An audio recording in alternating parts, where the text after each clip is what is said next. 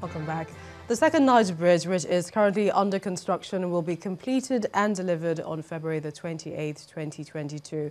This was the assurance given by the contractor to Governor of Anambra State, Willie Obiano, during an inspection tour of the project. Governor Obiano also visited the Zik Mausoleum, which has been in construction for 23 years. Governor Willie Obiano's inspection team moves to the Onitsha end of the second Niger Bridge project. It is led by the project director, who briefs the team on the developments and the timeline. According to him, the contractual cost is 206 billion naira, 15% of which the federal government has paid, amounting to over 30 billion naira. The foundations are 25 piles of a diameter of 2,000 millimeter and over 50 meter deep. And to do this from the water, from the barge, is technically speaking the biggest challenge. The project is scheduled for completion and delivery to the government on the 28th of February 2022. The governor, who feels responsible for supervising the progress, wants assurance that it will be delivered on schedule. I am representing the people of the Southeast watching over this project, and I'm very happy that you're very sure that this project will be delivered early in 2022.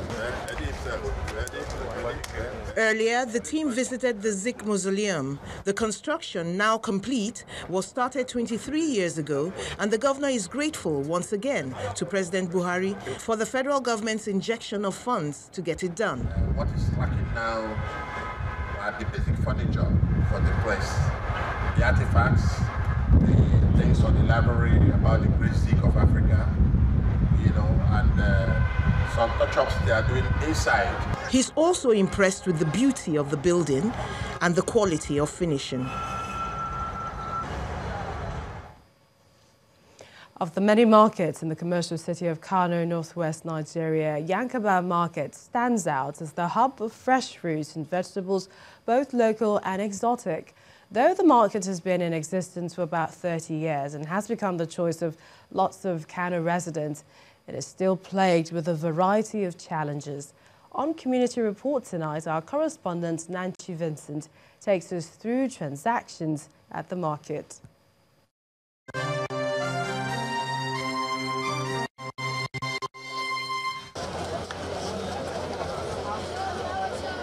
With large trucks offloading variety of vegetables and fruits in Yankaba Market, one can see the turnout of people here to buy goods from wholesale to retailers.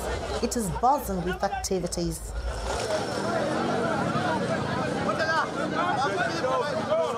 You can see everyday vegetables such as carrots, cabbage, green beans, tomatoes, apples, and also some foreign vegetables with high nutritional value such as broccoli, dill, coriander, cilantro, asparagus, and much more.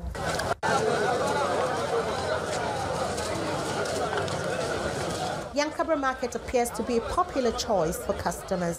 The Yankaba Market is one of the cheapest markets in Kano because of most of the vegetables you can get them in bulk and it's very cheap. And it's preferable here because if you went to Sabongere Market, then they came here to come and buy.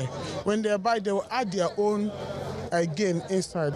I buy my vegetables here because they are very fresh and cheap too.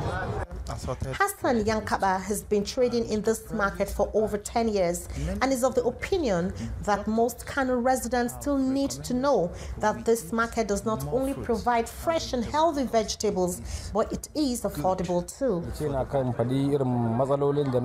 We have all the best of vegetables in this market at a very good price. Even with 200 or 300 naira, you can get sizable vegetable to buy. So people should feel free to patronize produce. We are ever needs government support so we can do business all year round. The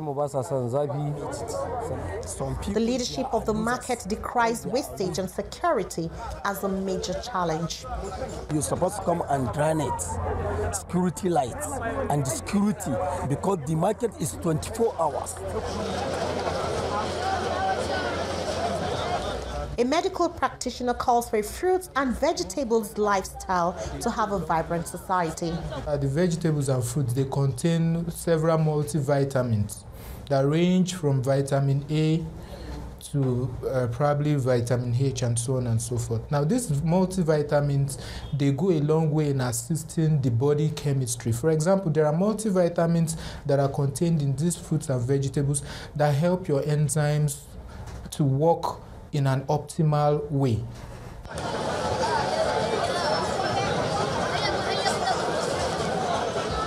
In recent times, health consciousness has been on the increase, and eating fruits and vegetables is topmost on the list. But it appears markets such as this one need every help they can get, considering their contributions to the economy and the well-being of citizens. Namchen Vincent, Channels Television.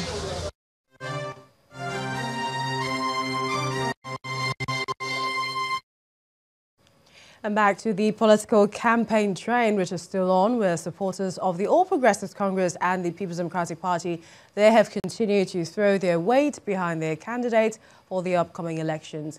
Our next report chronicles activities of political parties in some states.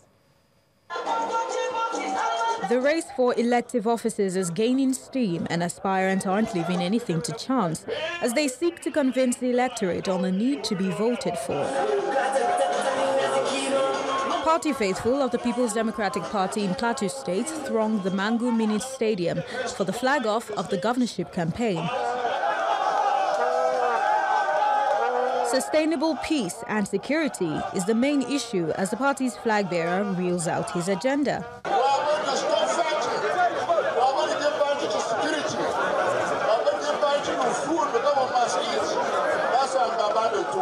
Staying with the PDP, but now in Ekiti State. This group gathered here is accusing former Governor Ayodele Fayose of changing a list of Atiku's campaign council, a claim the former governor feels is not an issue to contend with.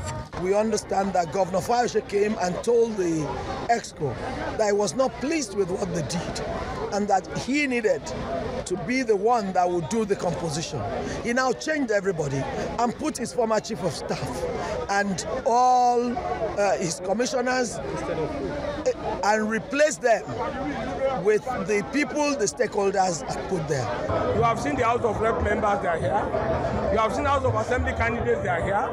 You have seen the elders, they are here. You have seen the council chairmen, they are here. What else do you want again? There will be people who feel aggrieved one way or the other. I cannot go and beg anybody in their house. That's the issue. I have done what I'm supposed to do to come and inaugurate this one. The next stop is Kwara State. Here, members of the Fulani community insist that their allegiance remains only with the Senate President, Dr. Bukola Saraki. He is the one we are following, is the one we are voting, and we are still voting Bukola Saraki. And I'm advising everyone listening both here and at home, please, we should vote for Senator Bukola Saraki.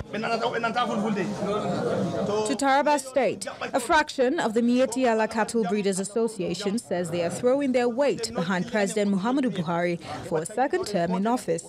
The Mieti Allah Cattle Breeders and other Fulani group here in Taraba State chapter have adopted President Muhammadu Buhari of APC as her candidate for 2019 general election and directive of our national headquarters. Finally, in Kogi State, these youths are busy sensitizing those at the grassroots on the need to vote for the All Progressives candidate in the forthcoming general election. We also call on Kogi people and Nigeria to come out massively and vote President Muhammadu Buhari and Governor Yabelo 2019. Because for 16 years of PDP, they did nothing rather than looting our treasury and creating insecurity. While the campaigns continue across the country, the aspiration of many Nigerians is that candidates who seek to realize the dream of a better nation through their plans will eventually get the access to political offices. Let's bring you some business news now. Here's Emana Amawe.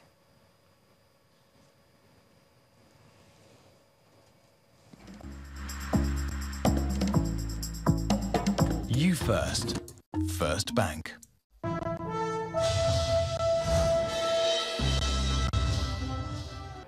Very many thanks for staying with us. Welcome to Business News.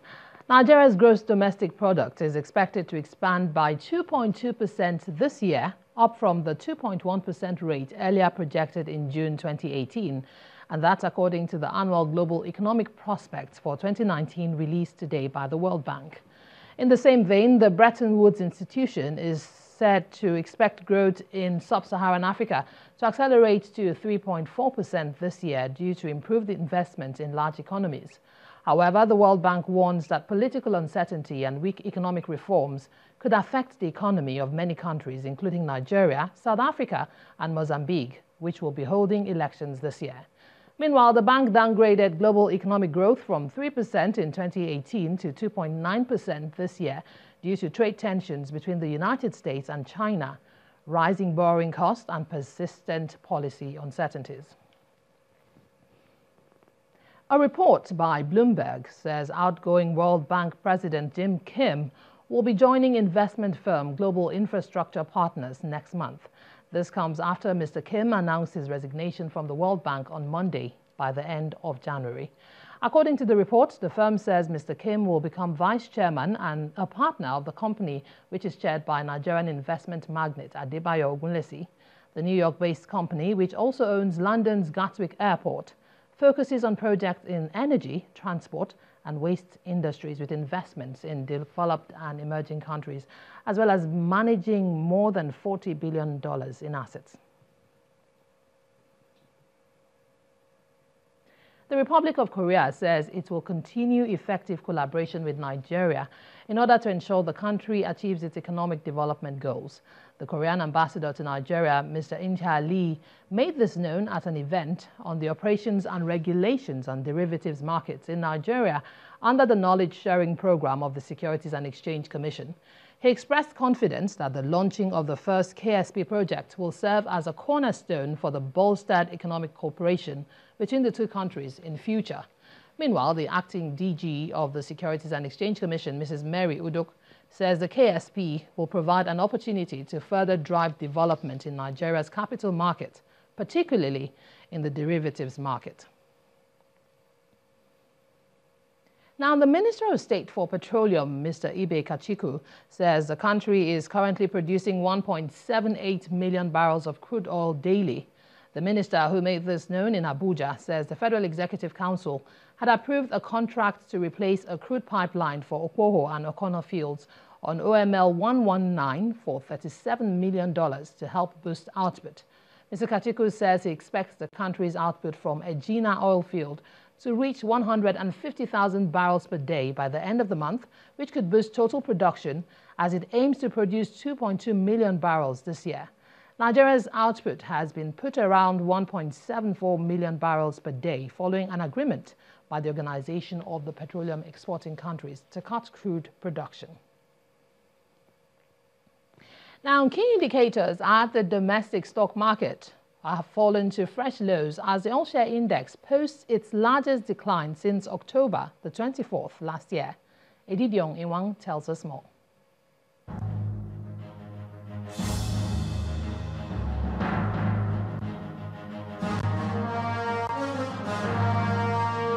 Hello and welcome to the Stock Market Report. The losing streak on the domestic market enters a sixth day in the new month as political uncertainties continue to drive sell pressure by investors. The all-share index plunged 2.33% below the 30,000 level, while the equities capitalization fell deeper by 11 trillion naira. Despite a 0.74% gain by the consumer goods sector, the industrial goods sector dragged the market by a 4.35% loss, due largely to Dangote Cement. In contrast to Tuesday's sessions, midweek transactions recorded a higher total volume of 234.89 million shares worth 2.24 billion naira in over 3,800 deals. Diamond Bank, Guarantee Trust and Zenith Bank are the three most actively traded equities for the day. Now that's it on Stock Market Report. I'm Edidi Onyiwang.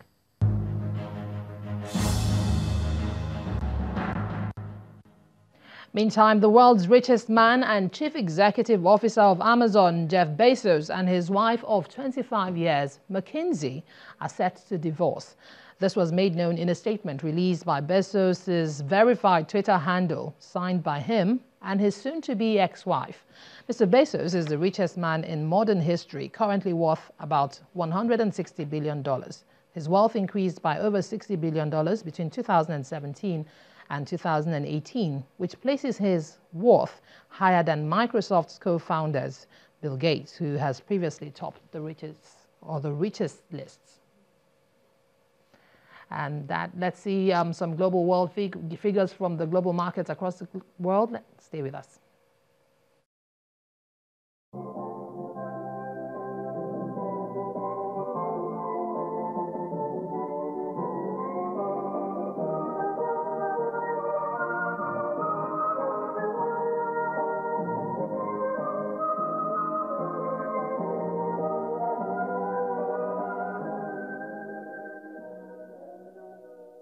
That's it on Business News Tonight. I'm Imana Amawe. It's back to Millicent.